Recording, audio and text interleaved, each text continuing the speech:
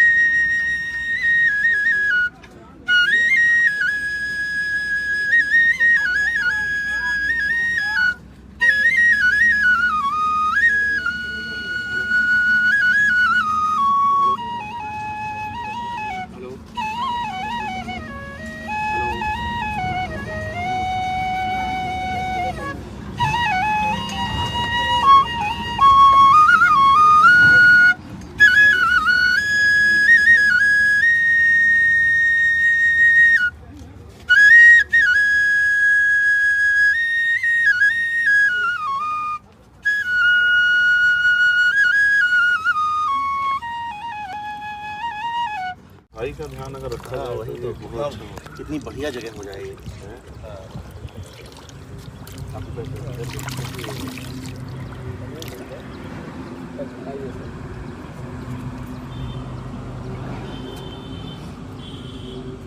कितनी भी गर्मी हो, वो जो पानी थोड़ा बहाव दिख रहा है उतना हमेशा बना रहता है। अच्छा, रख रखाव के अभाव में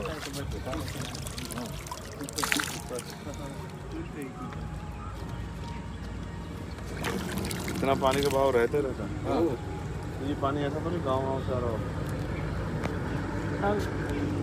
पे मेरा एक बड़ा रिसर्च भी है, अध्ययन भी है।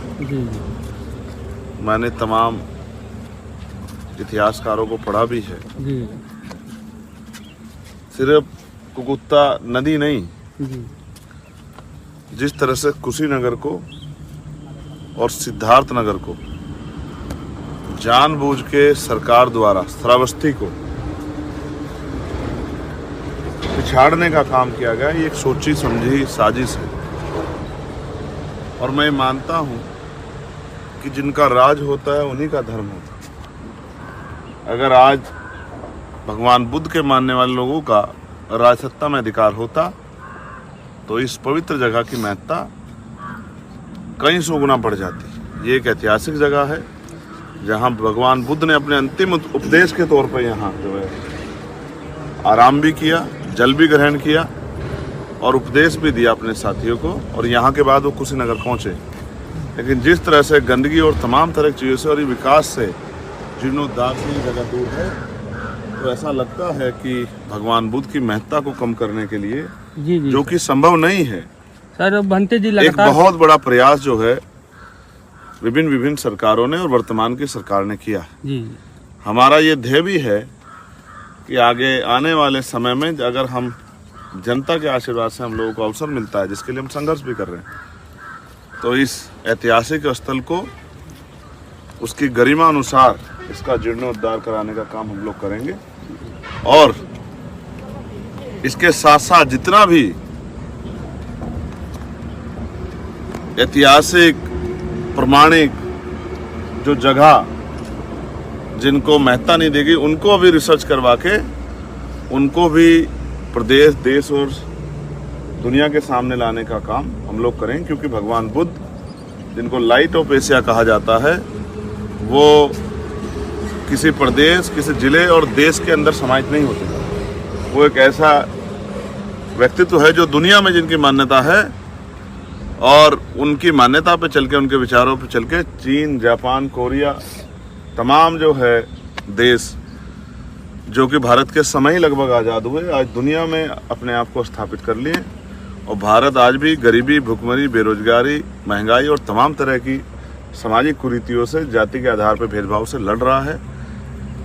इसके लिए तमाम प्रयास तभी हो पाएंगे जब कमज़ोर लोगों के हाथ में सत्ता की चाबी आएगी। तो सत्ता की चाबी आए और उस सत्ता की चाबी के जरिए सामाजिक परिवर्तन, आर्थिक परिवर्तन हो, माननीय काशीराम बाबा साहब अम्बेडकर के सपने पूरे हों, इसके लिए भी हमें संघर्ष एकजुट होकर करना है। मैं भंते जी का धन्यवाद करूंगा। जी लगातार ये प्रयासरत हैं। भंते रत्नाकर जी ने जिस तरह से इस स्थल को जीवित करने का, और एक पूर्व में जो कमिश्नर यहाँ रहे जिन्होंने उसमें एक बहुत बड़ा योगदान दिया, जयंत नालेकर जी, मैं उनको भी धन्यवाद देता हूँ।